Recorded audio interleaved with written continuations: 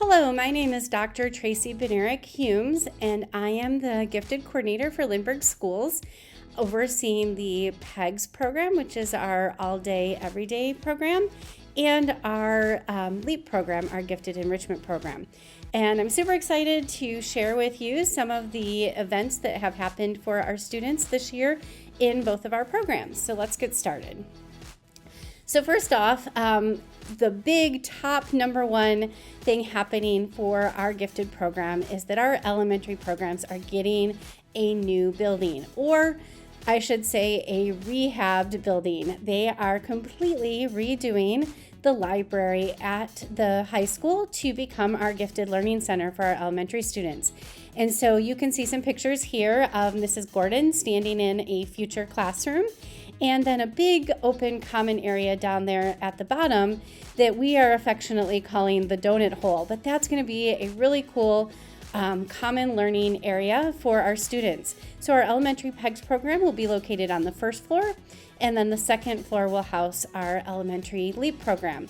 We're super excited to move in there and start our year at the Idea Center next year. So some things that our students have been doing are a lot of field trips and special learning activities.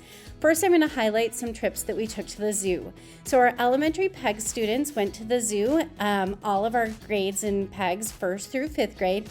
As they visited the zoo, they were focused on animal anatomy and physiology, as well as animal behavior. And then our 1st and 2nd grade LEAP students also went to the zoo, and they had an opportunity at the zoo to share some work that they've been doing to design possible future layouts for the North County Zoo extension. So they studied that plan that the zoo has to create a North County Zoo extension, and then they created plans for what they would like to have at that new location regarding exhibits and managing how the flow of the layout will be, and all of the different things that go into making a zoo. And so you can see in this picture that our students are actually presenting their plans to zoo officials, to community members, and working to really promote their idea for the design of the new zoo extension. So really cool opportunity for some real life learning and communication of their creativity. Our 3rd grade LEAP team spends the whole year working on community outreach, both locally and beyond, and they study making a difference in the world. And so we ended our year with a LEAP stream team cleanup.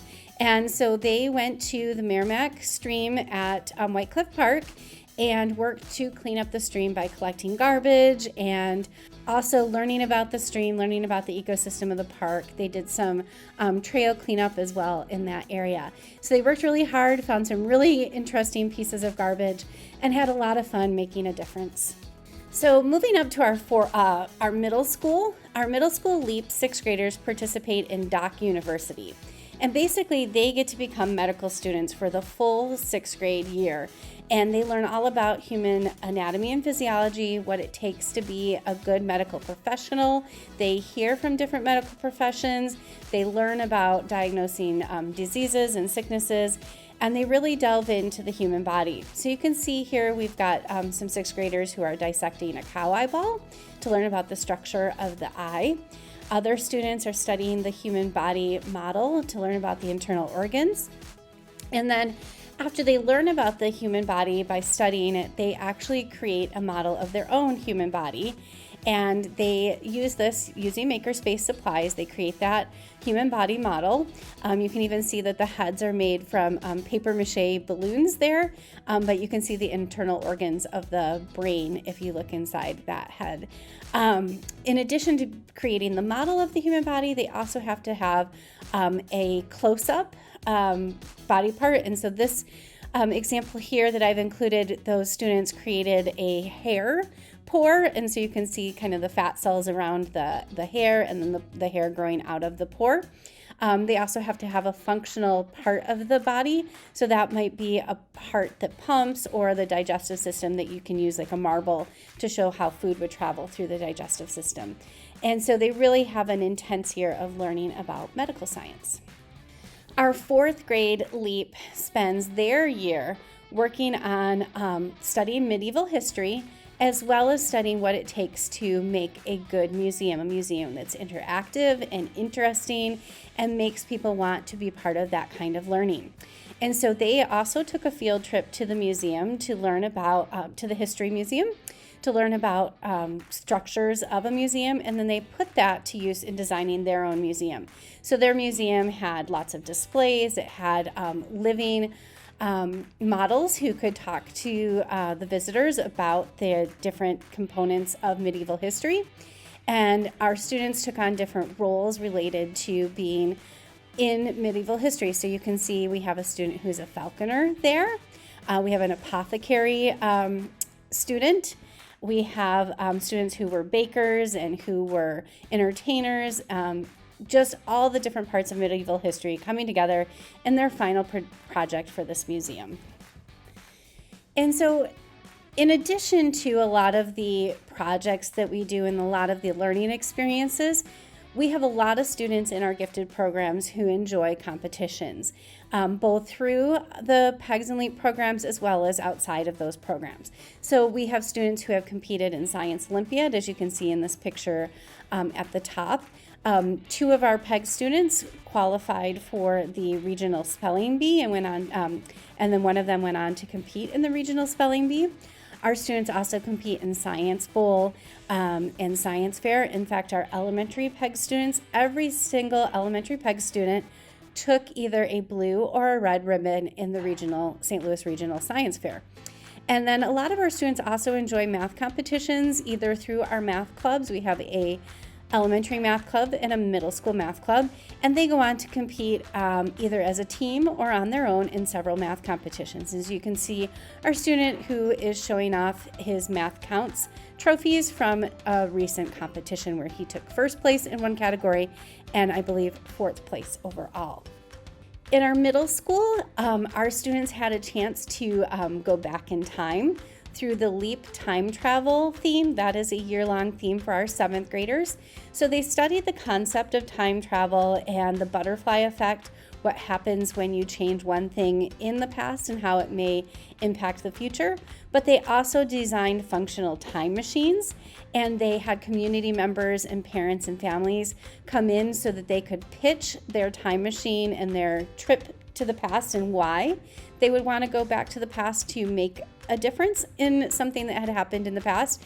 And so these community members and parents had a chance to try out the time machines, and then they could even choose to sponsor that time travel trip to the past to make a difference in the past that would hopefully impact the future for a positive way.